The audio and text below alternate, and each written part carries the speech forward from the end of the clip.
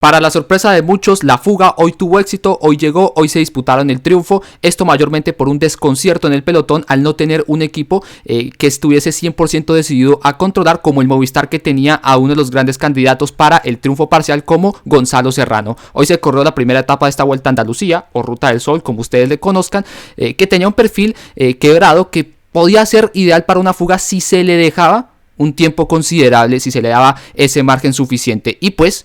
aunque no se esperaba, porque pues es una primera etapa, todo el mundo pues querrá calibrar fuerzas, no querrán dejar nada al azar. Sí acabó sucediendo eso, ya que alcanzaron a tener una ventaja rápidamente de hasta 14 minutos, que creo que en la temporada no habíamos visto una brecha así de larga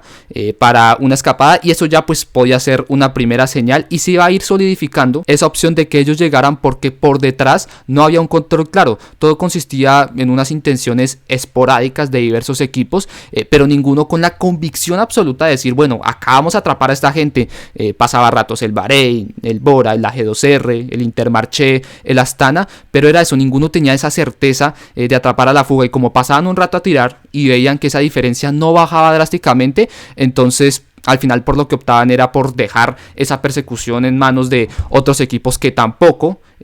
tenían pues todo el deseo del mundo de llegarle a la fuga. Y eso creo que hace que la crítica recaiga en esas escuadras que tenían a un sólido candidato para ganar la etapa, porque es que son 5 días de carrera para 22 equipos, o sea que hagan la matemática, ya las probabilidades de en sí ganar una etapa son bastante bajas, y lo van a hacer todavía más si ni siquiera hacen el esfuerzo para atrapar a una fuga que no tiene corredores de nivel. Entonces uno de ellos puede ser Movistar, que Movistar tenía en sus filas a Gonzalo Serrano, que el año pasado en Andalucía ganó una etapa de este mismo estilo, y que acá al no tener tampoco a grandes rivales para este tipo de llegadas, pues obviamente tenía unas posibilidades muy importantes, sí llegaban a conectar con esa escapada. Lo mismo por ejemplo para el Intermarché, que ellos tenían a Viñan Girmay, que ha arrancado muy fuerte la temporada y al que se le adaptaba muy bien la llegada. Bueno, Landa no tanto, que él estará seguramente esperando para las siguientes etapas, o incluso el mismo Emirates, aunque sea entendible que con 5 corredores no los pongan a trabajar a bloque, pero el tema fue que después se vio a Alessandro Covi como el más fuerte de la llegada entre ese pelotón. Entonces al final es eso, hoy ya se les va una oportunidad, se la regalan pues a otros equipos que ni siquiera yo creo que divisaban una oportunidad real de poder triunfar acá, que al final lo acaban haciendo, y es eso, quedan 4 etapas en las que pues ya empiezan a ser menos posibilidades, y acá ya en estos últimos 20 kilómetros, a sabiendas de que se tenía todavía una amplia diferencia y de que obviamente ya no los iban a cazar, pues empieza un poco el juego del nerviosismo en cabeza de carrera, porque entonces es una base de corredores donde la mayoría, salvo Herregots, nunca han obtenido un triunfo como profesionales, y tienen que verse yo creo que por primera vez en esta situación de cómo deben administrarse para poder llegar a ese triunfo. El Sport Van Vlaanderen yo creo que era el equipo con más ventaja, porque pues tenían a esos dos corredores que al final pues pueden hacer la mella por esa superioridad numérica, pero el inconveniente era que De Wilder, que era el otro corredor del Sport Vlaanderen, ya iba sin fuerzas. No creo que fuera falta de voluntad, porque es que se veía que en cada cambio de ritmo que hacían en cabeza pues él ya se descolgaba, porque es que simplemente no tenía, y eso era un condicionante para un Herregots, que yo creo que era el que más presión tenía, porque era el único que había ganado como profesional en ese grupo, y además encima era el más ofensivo. Yo le conté hasta unos 5 ataques que realizó, entonces se expandía mucho ese miedo de que a lo mejor llegara sin arrestos al final. Además de que no tenía referencias de sus rivales, porque como ninguno había estado cerca de ganar, pues era difícil conocer sus virtudes. De pronto el único, Bassett, que había hecho cosas interesantes en sprints en Estados Unidos en categorías inferiores. Y acá cuando vuelve De Wilder, tiene un pequeño diálogo con su compañero. Yo creo que entienden cuál es la situación y por lo tanto optan por la estrategia más correcta, que es emplear en ese último kilómetro como punta de lanza al que está más débil, lógicamente, para ahorrarle quizás ese gasto de tirar a quien pues es el más fuerte de los dos y el que también tiene ese máximo favoritismo para ganar la etapa. Y por detrás ya hay una desesperada, un ataque individual de Alessandro Covi, al cual intenta responder es de Derek Stibar, pero volvemos y repetimos, no van a hacer nada porque pues ya el tren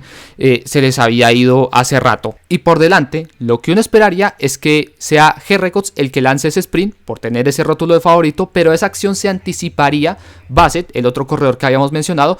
bueno, porque primero quiere entrar bien ubicado a ese segmento final que es estrecho, y sabemos que en carreteras estrechas el tema de la colocación es fundamental, y más aún si se está definiendo el triunfo, y comete yo creo que el error un poco de iniciar el sprint bastante temprano, ¿no? Porque pues tiene a un rival que es mucho más veloz,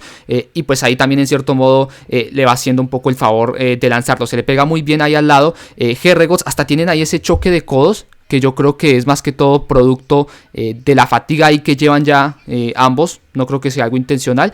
igual tampoco creo que haya sido algo que le haya quitado el triunfo al norteamericano, porque se nota que en los últimos metros se le estaba haciendo largo, ya iba fundido, y el triunfo acaba quedando en manos de ese corredor que para muchos era el gran candidato, al haber sido el único que tenía un triunfo profesional, del cual conocíamos también un poco más sus habilidades, y yo creo que al final, pese a que no hayamos tenido esa batalla que esperábamos entre los World Tour, o al menos entre la clasificación general, no deja de ser positivo esto de que estos corredores más desconocidos, estos equipos de menor categoría, pues tengan su día de lucimiento, porque aunque para nosotros esta sea una etapa que no pasará a la historia, que seguramente nadie recordará,